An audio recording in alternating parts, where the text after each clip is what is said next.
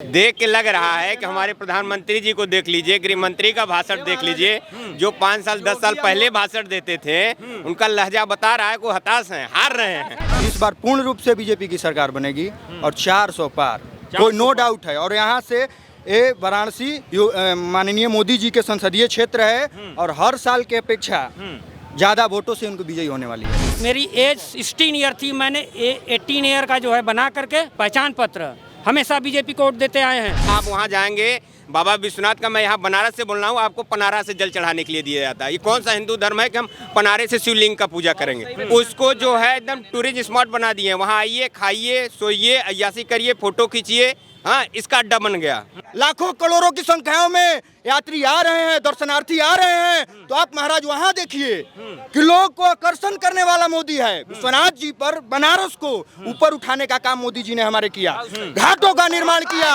हर गंगा के घाटों पर आज से 10 साल पहले देख लीजिएगा क्या सीन था, कोई उठाकर फोटो देख लीजिएगा, आज का सीन देख लीजिए, जगमगाती हुई काशी। नमस्कार, मैं अंजनी कुमार।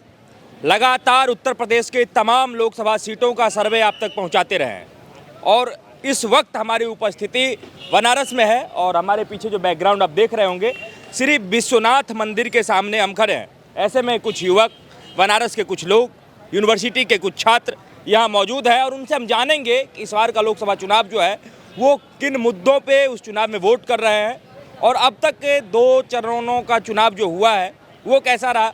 बाकी और जो भी विषय हैं जिसको लेकर के पक्ष और विपक्ष लगातार उठाते रहा है, चाहे युवाओं के लिए रोजगार का मुद्दा हो, चाहे गरीब के लिए अनाज का मुद्दा हो, या फिर जितनी भी तमाम मुद्दाएं हैं इस देश के अंदर, उन सब पे हम चर्चा करेंगे। आइए शुरुआत करते हैं। सबसे पहले आपसे शुरुआत करेंगे। सर, आपका शुभ नाम? मेरा नाम दिलीप कुमार गुप्ता है। मैं यहाँ पोस्ट डॉक्टर रिसर्चर हूँ फिजिक्स में, फिजिक्स डिपार्टमेंट में। अच्छा, बीएचयू में? बीएचयू में। अच्छा सर, अभी तक का जो इलेक्शंस हुए हैं और जो आने वाले समय में इलेक्शन है, इन सब चीज़ों को देख करके क्या कहता है आपका आकलन, इस बार किसकी सरकार बनेगी और क्या जो मुद्दा है वो पक्ष पे हावी है और कौन सा मुद्दा विपक्ष पे हावी है? इसमें तो कोई संदेह नहीं है कि मोदी जी की सरकार तीसरी बार रिपीट होने जा रही है। इसमें कोई भी डाउट नहीं है। विपक्ष वाले लोग जो है मुद्दा उठाते हैं मेन रोजगार का सबसे प्रमुख रूप से, और उसका युवाओं में थोड़ा दिखता भी है कि जागरूकता रोजगार के लिए है और रोजगार होना चाहिए और सरकार को ये सोचना भी चाहिए कि रोजगार युवाओं को मिले। अगर रोजगार युवाओं को नहीं मिलेगा तो उनका भविष्य कैसे बेहतर होगा। लेकिन हम मोदी जी की सरकार से पूरी तरह से संतुष्ट हैं और ख़ास करके बाबा योगी जी की सरकार से इन उत्तर प्रदेश में। उनका जो सबसे मेन मुद्दा है वो सुरक्षा का मुद्दा है और सभी लोगों को सुरक्षा बहुत अच्छे से मिल रही है। अगर हम सबसे पहले तो हम सुरक्षा की बात करेंगे, उसके बाद हम रोजगार पर जाएंगे। अगर हमें सुरक्षा ही नहीं मिलेगी और हमको रोजगार दे दिया जाए, सुबह को दिया शाम को छीन लिया जाए, तो उसका कोई मतलब नहीं होता है। तो सबसे मेन मुद्दा उत्तर प्रदेश में जो रहने वाला है वो सुरक्षा पे रहेगा। ठीक है, उत्तर प्रदेश में सुरक्षा का मामला है, लेकिन आपने जैसे कहा कि युवाओं के रोजगार की बात किया, क्या ये रोजगार वाला मुद्दा जो है इस बार बीजेपी पे इस तरीके से हावी नहीं हुआ कि वो कह रहे हैं कि अब की बार 400 पार? नहीं, बिल्कुल 400 पार होने वाला है, कोई इसमें कोई संदेह नहीं। हाँ, रोजगार का मुद्दा इतना भी ज़्यादा हावी नहीं है। रोजगार का मतलब ज़्यादातर युवा सरकारी नौकरी से समझता है, तो सरकारी नौकरी के मामले में थोड़ा मुझे लगता है कि ये सरकार बहुत अच्छा नहीं कर पाई है, इसकी परफॉर्मेंस अच्छी नहीं है। लेकिन नो डाउट आने वाले समय में अच्छी तरक्की करेगी। थोड़ा सा आगे आ जाइएगा। क्या शुभ नाम हुआ आपका? कुमार अंकित उपाध्याय। अच्छा अंकित जी, क्या लग रहा है कि आप चूँकि युवा हैं, जॉब वॉब कर रहे हैं अभी? जी, जॉब नहीं कर रहे, हम भी रिसर्च स्कॉलर हैं। अच्छा, रिसर्च स्कॉलर है। तो जो जैसा कहा साहब ने कि युवाओं को रोज़गार में थोड़ा बहुत ध्यान देना चाहिए और ये रोज़गार वाला मुद्दा हावी भी नहीं रहा, इनके कथनी में से कितना जो है सो आप ताल्लुकात रखते हैं? हम तो एक ही बात बोलेंगे इनके कथनी पे, जो है सब लोग देख ही रहे हैं, सब समझ ही रहे हैं। हमारा मुद्दा क्या है, हम तो यही कहेंगे कि किस प्रकार की सुरक्षा। एक प्रकार की सुरक्षा शारीरिक सुरक्षा, मानसिक सुरक्षा है, एक प्रकार की सुरक्षा नहीं होती है ना। आप शरीर से सुरक्षित रहें और मन से सुरक्षित ही न रहें, उसका क्या। अगर हम अपनी बात करें, एज ए रिसर्च स्कॉलर बात करें, तो हमारे लिए क्या ज़रूरी है? हमारा मानसिक संतुलन भी सही होना चाहिए, हम मेंटली भी हम फिट होने चाहिए ताकि हम अब जिस फील्ड में हैं उसका परस्यू कर सकें। कुछ दिन पहले से ही हमने कुछ मुद्दे उठाए थे इस विश्वविद्यालय के अंदर में, जिसमें जो रिसर्च स्कॉलर हैं हमारे, खासकर नॉन नेट फेलोशिप वाले, उनको 8,000 प्रति महीने भत्ता मिलता है स्कॉलरशिप, ठीक है। बाकी अगर रिस्पेक्ट में अगर देखें तो उसका 37,000, 40,000, 50,000, 75,000 उसी काम के लिए, उसी चीज़ों के लिए मिल रहा है। तो ये 8,000 रुपया कहाँ तक उचित है, ये सरकार को सोचनी नहीं चाहिए। हैं, हम उनके वोटर हैं, बीजेपी को वोट दे के हम भी आए हैं, तो सोचेगा कौन हमारे बारे में? हम वोट देंगे बीजेपी को तो सोचेगा कौन? हमको रोज 10 गुंडे घेरे रहते हैं क्या कि मार रहे हैं हमको, हैं? हमारा कौन सा घर छीन रहा है भाई? हमारे पास होगा, कम से कम उस लायक तो खड़ा करिए। और लड़ेंगे तो हम भी लड़ने के लिए तैयार रह जाएंगे। हम खड़े कैसे होंगे? हमको सुदृढ़ किया जाए, हमें स्कॉलरशिप दे के, हैं? हमारा मेंटली फिजिकली तौर पे जो हरासमेंट हो रहा है चीज़ों को, उस पर समझे सरकार, हमारी समझे, हम सरकार की समझेंगे। बात ये है, हमारा बस ये कहना है। तो इस बार युवा जो है, खास करके बनारस के जितने भी युवक हैं, वो बीजेपी को सपोर्ट कर रहे हैं, वोटिंग किधर कर रहे हैं, सरकार की तरफ झुकाव है, या फिर इस बार सत्ता परिवर्तन करने के मूड में है? देखिए, हम अगर अपने क्षेत्र की बात करें, हम सब युवा की बात नहीं करेंगे, हर एक फील्ड युवा का फील्ड अलग अलग है, लेकिन हमारे फील्ड के युवा हमको बता देंगे कि आपको रुष्ट हैं। हाँ, सरकार किसकी बनेगी किसकी नहीं बनेगी वो तो हमारे केवल मुद्दे से नहीं है ना, हम एक सैंपल स्पेस हो गए, हम एक सैंपल हैं, पूरे पॉपुलेशन तो है नहीं, लेकिन हम अपना जो हम सैंपल उसमें बता सकते हैं कि हमारे साथ के जो लड़के हैं वो रुष्ट हैं। आपका शुभ नाम सर? अश्विनी पांडे मेरा नाम पड़ेगा। अश्विनी पांडे जी।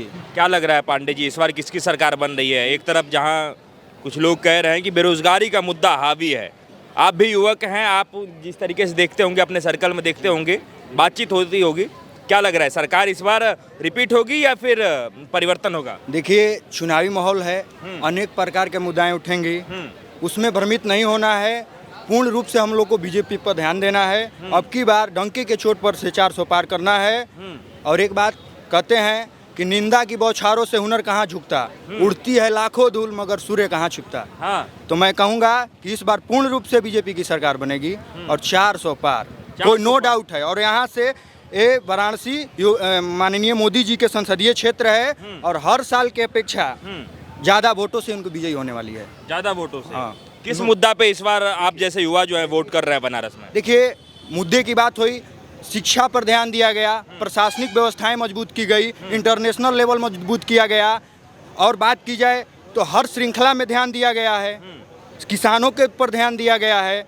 कहीं कहीं है, धीरे धीरे सरकार निरंतर अपना कार्य कर रही है, उसमें नो डाउट है। पूर्ण रूप से हर एक मुद्दा और ये चुनावी माहौल है, अनेक प्रकार के मुद्दाएं उठेंगी, उसमें भ्रमित नहीं होना है। रही बात, लोग कुछ बोल रहे हैं कि डिक्टेटरशिप, मनमानी कर रहे हैं, इमरजेंसी याद कर लीजिए। हमारे क्षेत्र के यशस्वी नेता राजनाथ सिंह जी ने जब अपना कार्यकाल में नेता के लिए अपने लड़ रहे थे विपक्ष में, तब इमरजेंसी लागू किया गया। उनकी माता का तबीयत खराब थी, उसके बाद उनको इमरजेंसी से भेंट करने नहीं दिया गया। उसके बाद माता आनंद में हॉस्पिटल में उनकी माता जी थी, उसमें उनको मृत्यु होने के पश्चात भी उनको मिलने नहीं दिया गया। तो आप बताइए कि कौन सा डिक्टेटरशिप है? मैं याद दिलाना चाहूँगा इमरजेंसी। और लेकिन आरोप का जहां तक बात है, विपक्ष का कहना है कि भाई साहब इस बार प्रधानमंत्री चुनने के लिए चुनाव ही नहीं हो रहा है, इस बार चुनाव हो रहा है तो देश का संविधान बचाने के लिए, देश का लोकतंत्र बचाने के लिए। अगर इस बार मोदी जी आ गए तो तमाम युवाओं को ना नौकरी मिलेगी और ना ही उनके घर परिवार पे जो उनके अधिकार हैं जो संविधान में, वो सब कुछ नहीं मिलने वाला है। देखिए, जिसके अंदर टैलेंट है, स्किल है, उसको नौकरी बेशक मिलेगी, जिसके अंदर टैलेंट है। और रही बात, तो सेल्फ डिपेंड बनना भी बहुत जरूरी है। हाँ, तो कह रहे हैं वो कि ना वो रहेगा, संविधान रहेगा, ना लोकतंत्र रहेगा, तो कैसे जिएंगे आप लोग? कहने वाले वही तो बोल रहे हैं, चुनावी माहौल है, अनेक प्रकार के लोग बातें बोलेंगे। संविधान क्यों नहीं बचेगा? संविधान को मिटाने वाला कोई है? मतलब क्यों हाथ में क्यों लेगा सरकार? नहीं लेगा। कहाँ अभी 10 साल में देखिए कोई भी वैसा डाटा है? अगर बात की जाए धर्म की, सनातन धर्म की बात की जाए, तो जितने भी धर्म स्थलीय हैं, काशी विश्वनाथ मंदिर हो गया, उसके बाद आप अयोध्या जाइए, मथुरा जाइए, वृंदावन जाइए, कोई भी धाम पर जाइए, केदारनाथ जाइए, सुविधा देखिए। आज के 10 साल की अपेक्षा आज की सुविधा देखिए, वहाँ पर व्यवस्थाएं देखिए, देखिए आप डाटा निकालिए। कहाँ की बात कर रहे हैं आप महाराज? हर चीज़ पर फोकस किया जा रहा है बोल रहे हैं चुनावी माहौल है, विपक्ष में अनेक प्रकार के सवाल उठेंगे। देश में तो भ्रमित जो नहीं होना है। युवाओं को रोजगार की बात होती रहती है, तो राहुल गांधी एक बयान दिए हैं कि भाई साहब अपने देश में, भारत में जो है बेरोजगारी और महंगाई पाकिस्तान से भी 2 गुना ज़्यादा है, बांग्लादेश से भी 2 गुना ज़्यादा है यहाँ पे। बिल्कुल नहीं है, ऐसा बेरोजगारी का सामना नहीं करना है। घर में 10-10, 15-15 मोबाइल नहीं हाँ, मोबाइल स्मार्टफोन लोग यूज कर रहे हैं, सब एक से एक लग्जरी व्हीकल यूज कर रहे हैं महाराज। क्या बात करते हैं, कुछ भी नहीं है। नहीं कुछ है, सब कमाई भी है, इनकम भी है। हाँ, 24वीं सदी हमारी भारत की होने वाली है। आइए चाचा, सेल्फ डिपेंड रहिए, नौकरी मत करिए, स्वयं जो है आत्मनिर्भर रहिए। और नौकरी की जरूरत नहीं है। हमने अपने 45 साल की उम्र में बचपन से कांग्रेस से चाहे किसी भी गवर्नमेंट से मांगते थक गया, सर्विस नहीं मिली। अपनी ही नौकरी करते हैं, अपनी मजदूरी करते हैं, जो कमाएंगे वो खाएंगे, नहीं कमाएंगे नहीं खाएंगे। और इलेक्शन में लगभग मेरी एज 16 ईयर थी, मैंने 18 ईयर का जो है बना करके क्या पहचान पत्र हमेशा बीजेपी को वोट देते आए हैं। आप लोग का भी कुछ है तो बोल सकती हैं। अच्छा, एक बात बताइए कि आपने कहा कि आप कमाएंगे तो खाएंगे, तो आप जो कमाएंगे, अरे नौकरी नहीं चाहिए, पहले बतिया तो सुन लीजिए। बात क्यों करते हैं दो? तो वो जो विपक्ष कह रहा है कि आप जो कमाएंगे तो महंगाई में सब खत्म हो जाएगा, महंगाई नहीं दिख रहा है। महंगाई कुछ नहीं दिख रहा है, उस हिसाब से सैलरी बढ़ रही है, प्राइवेट में भी उस हिसाब से सैलरी बढ़ रही है। 4,000 से 15,000 हो गई, 13,000 हो गई। बताइए, जिसका 90-90 हज़ार 1-1 लाख रुपया सैलरी हो गया और महंगाई देख रहा है, वो कहाँ जाएगा? अरे तो किसके ऊपर नहीं कर रहा है विपक्ष, आम जन की बात कर रहा है, गरीब गुरबा की बात। बढ़िया मोदी है, मोदी कैसे मोदी समझ गए ना? मोदी भी आएंगे, आने वाले हैं, आ गए हैं। कैसे बन गए? देख लीजिए, बन गए। मैं बता रहा हूँ, विपक्ष कह रहा है ईवीएम हैक कर देते हैं। कौन ईवीएम है बताइए? कौन ईवीएम है बताइए? कौन कह रहा है? इस पे वोट देते हैं, आप लोग कह रहे हैं। अरे हम नहीं कर रहे, विपक्ष कह रहा है। इस बार जो चुनाव का माहौल है, देख के लग रहा है कि हमारे प्रधानमंत्री जी को देख लीजिए, गृह मंत्री का भाषण देख लीजिए, जो 5 साल 10 साल पहले भाषण देते थे, उनका लहजा बता रहा है को हताश हैं, हार रहे हैं। उनके जो भाषण में है भारी गिरावट आया है, मुद्दे की बात ही नहीं करते। जैसे हमारे मित्र ने, ये भाई ने बात की सुरक्षा की, आप जो है बनारस हिंदू विश्वविद्यालय में बैठे हैं, रुकिए ठीक है। अभी मैं कई इंस्टीट्यूट, कई IIT से होके आया, वहाँ मैं बहुत ज़्यादा मतलब बेइज्जती फील कर रहा था। लोग कर रहे थे कि BHU में जो है रेप हो जाता है लड़कियों से। किस सुरक्षा की बात आप कर रहे हैं? ये शिक्षा का मंदिर है, यहाँ एक लड़की असुरक्षा महसूस कर रही है। 8 बजे यहाँ सारे हॉस्टल 10 बजे बंद हो जाते हैं। क्या माहौल आप बना के रखे हैं 10 साल से विश्वविद्यालय का? ठीक है, एक आपने कहा कि बात आप मंदिर का, यहीं सर सुंदरलाल अस्पताल है BHU का, कम से कम इधर आसपास के 10 जिले के लोग आते हैं। यहाँ जो ट्रामा सेंटर इमरजेंसी है, 50 सीट से ज़्यादा नहीं है, आपको बता दें।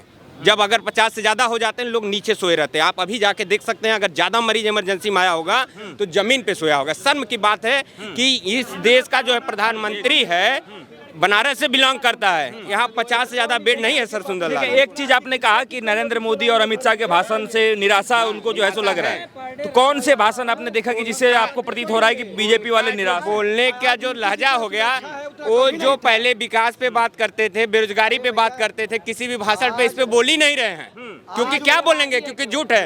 अब तक का भारत में सबसे झूठ बोलने वाला कोई प्रधानमंत्री है तो नरेंद्र मोदी जी हैं। वो सदन में झूठ बोले, कई बार बोले, जहाँ भी खड़े होते हैं केवल झूठ बोलते हैं। अब तो हम तो उब गए, हम तो चाहते हैं, हम क्या पूरी दुनिया देश चाह रहा है कि दूसरा प्रधानमंत्री देश को मिले, कम से कम इस झूठ से कोई भी बने, आप बन जाएं। हम इसके पहले बीजेपी को वोट दिए थे, हमें लगा कि मोदी जी पूरा परिवर्तन ला देंगे, देश को विकसित कर देंगे। हाँ, हम बीजेपी के वोटर थे, हमने वोट दिया, प्रचार भी किया, लेकिन कमल का फूल हमारा भूल था। हाँ, आप बहुत सही बात बोल रहे हैं कि 370 हो गया, आप हटा दिए। देखिए 370 हट गया, ये गलत कर दिए बीजेपी वाली। आप लोग को ये लग रहा होगा। सुनिए भैया, सुनिए मेरी बात। अरे सुन लीजिए बात, देखिए बात बदल दिए हैं, बात अलग चला ना। 370 पे बात कीजिए, इससे पहले क्यों नहीं हट रहा था भैया? राम मंदिर के लिए जब यात्री गए थे इतने सारे, उतने लोग को मरवा दिए ये अखिलेश यादव लोग, उसके लिए आप लोग कुछ नहीं बोले। अरे भैया, डिक्टेटरशिप इतने दिन से नहीं आया। और जो धर्म का नाश, अरे धर्म का स्थापना हो रहा है, गजब बात कर रहे हैं यार आप। सत्यानाश कर दे धर्म, अरे आप धर्म के बारे में जानते क्या है? अरे गजब बात कर रहे हैं। एक मिनट, थोड़ा सा आप आगे आइएगा। वहाँ क्या जाके कह रहे हैं कि धर्म का सत्यानाश हो गया? धर्म का आपको बता दें, बीजेपी सरकार में। मैं जो है कि 2012-11 से रेगुलर दर्शन करता था। आप वहाँ जाएंगे, बाबा विश्वनाथ का, मैं यहाँ बनारस से बोल रहा हूँ, आपको पनारा से जल चढ़ाने के लिए दिया जाता है। ये कौन सा हिंदू धर्म है कि हम पनारे से शिवलिंग का पूजा करेंगे? खुद आते हैं वो, उसको जो है एकदम टूरिस्ट स्पॉट बना दिए हैं। वहाँ आइए, खाइए, सोइए, अय्यासी करिए, फोटो खींचिए। हाँ, इसका अड्डा बन गया।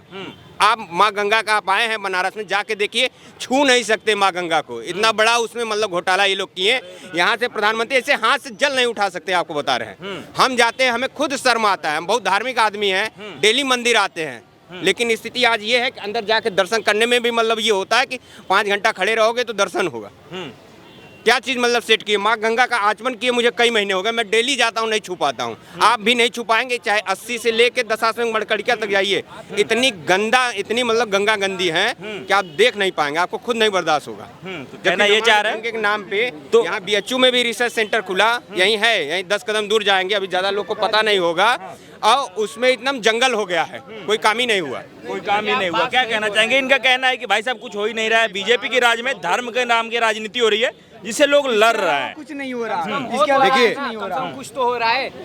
जो कांग्रेस किया है हाँ, उससे एक तो मिनट, ज्यादा। कांग्रेस ने क्या किया 70 सालों में? वो अगर गिना दे तो आपकी कांग्रेस ने 70 सालों में जो किया ना, वो 10 सालों में नहीं किया। 52 लाख करोड़ रुपए 2014 में कर्ज था देश। इस समय 163 लाख करोड़ कर्ज आ गया देश पर। और इस समय मौजूदा वर्तमान सरकार केवल धर्म के नाम पर जो करना हो, भारत पाकिस्तान जितना लड़ाना हो लड़ा सकती है, धर्म के नाम पर जितना लड़ाना हो लड़ा सकती है। अभी सरकार से आप चिकित्सा के लिए आवाज उठाइए, सरकार बिल्कुल मौन है। सरकार से आप शिक्षा के लिए आवाज उठाइए, सरकार बिल्कुल मौन है। शिक्षा, आपके हिसाब से प्रधानमंत्री कौन बनना चाहिए? हमारे हिसाब से प्रधानमंत्री जी को इस्तीफा दे देना चाहिए। इस्तीफा दे देना क्योंकि इनके वश में अब इनके कौन बनना चाहिए वो तो जनता तय करेगी कौन बनना चाहिए। एक मिनट, आपने कहा कि मोदी जी को इस्तीफा दे देना चाहिए। अभी तो चुनाव का मौसम है, लोग आपके हाथ में आप बदल सकते हैं। देखिए, इनकी बात तो वही हो गई कि अगर कुछ नहीं मिल रहा है तो भाई कुछ ही सही। इनका मतलब अभी तक कंगना रनौत का जवाब आया था कि भाई उनको आज़ादी 2014 में मिली। ये मतलब इतनी शर्मनाक बयान हम कैसे कर सकते हैं? एक बात बताए नहीं भाई साहब, आपकी प्रधानमंत्री किसको बनना चाहिए? मोदी जी को अगर हटाना है तो उसके बाद किसको बैठाना चाह रहे हैं? Freedom of speech and expression Bengal में जाइए। हाँ, बंगाल की रह गई बात। ये CBI उसकी जांच करा रही है। CBI उसकी जांच कर रही है। पहले बंगाल में जाएंगे, इस तरीके से CBI उसकी जांच कर रही है। इस तरीके से नहीं बोलेंगे। एक मिनट भाई, एक मिनट। हेल्थ की बात की जाए, हेल्थ की बात की जाए। पहले 5 एम्स थे, आज 22 एम्स हैं। बोल तो रहे हो, और कैसे बोलो? अरे एक एक करके एक मिनट। देखिए सर एक मिनट। हमारा भारतवर्ष धर्म प्रधान देश है, सनातन धर्म का हमेशा प्रोधान रहा है। आज भी उसका जिंदा रखने में हमारे मोदी जी काम कर रहे हैं। सबका अपना अपना सोच है। कुछ बोल रहे हैं कि मंदिरों में मंदिर परिसर में अच्छों से पूजन करने को नहीं मिल रहा है। कुछ लोगों का एक क्वेश्चन है। मैं बताना चाहूंगा कि इस प्रकार मंदिरों का प्रचार प्रसार किया जा रहा है कि अनेक संख्याओं में, लाखों करोड़ों की संख्याओं में यात्री आ रहे हैं, दर्शनार्थी आ रहे हैं। तो आप महाराज वहां देखिए कि लोग को आकर्षण करने वाला मोदी है। विश्वनाथ जी पर बनारस को ऊपर उठाने का काम मोदी जी ने हमारे किया। घाटों का निर्माण किया। हर गंगा के घाटों पर आज से 10 साल पहले देख लीजिएगा क्या सीन था। कोई उठाकर फोटो देख लीजिएगा, आज का सीन देख लीजिए। जगमगाती हुई काशी। और रही बात 70 साल की, लोग कह रहे हैं कि 70 साल में, भैया का सवाल था भाई का कि 70 साल में कांग्रेस ने ही सब दिया। मैं कहता हूं कि भारत की गतिविधियां बिगाड़ने का काम कांग्रेस ने किया है। हाँ, हर तरीका सही कर देंगे। अरे, और मैं बताना चाहूंगा कि हाई कमल का फूल ही हमारा मूल है। हाँ।